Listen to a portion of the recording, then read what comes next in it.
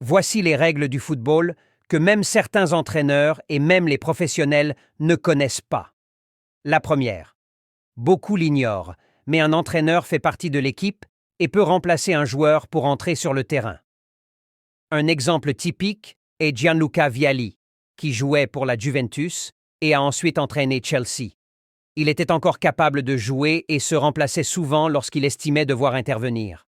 Alors, ne soyez pas surpris si un jour un entraîneur décide de jouer pour son équipe. La deuxième. Les arbitres remplacent étrangement les remplaçants. Pourtant, selon les règles de la Fédération internationale de Football Association, cela est permis. Si un arbitre ne peut pas continuer un match, il peut être remplacé par un arbitre assistant qui prendra en charge le match. La troisième, l'arbitre assistant doit signaler à l'arbitre les infractions commises hors de son champ de vision et décider s'il faut donner un carton. Si l'arbitre donne l'autorisation à l'assistant, ce dernier peut attribuer un carton en fonction de ce qu'il a vu. Toutefois, cette responsabilité repose sur l'arbitre principal qui doit valider la décision, conformément à la règle 6 de la FIFA.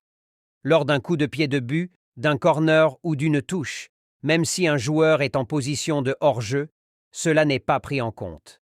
Cela a surpris de nombreuses équipes qui pensaient à tort qu'un hors-jeu était sifflé, entraînant des buts inattendus. La cinquième, si un ballon sort en touche et que l'équipe décide de remplacer un joueur, le nouveau joueur ne peut pas effectuer la remise en jeu. Vous ne saviez probablement pas cela, n'est-ce pas? Et la sixième, il est interdit à un gardien de remonter ses manches. Un gardien est autorisé à porter des manches longues en raison de son rôle, mais il ne peut pas les remonter pour les transformer en manches courtes. Il risque un carton pour cela.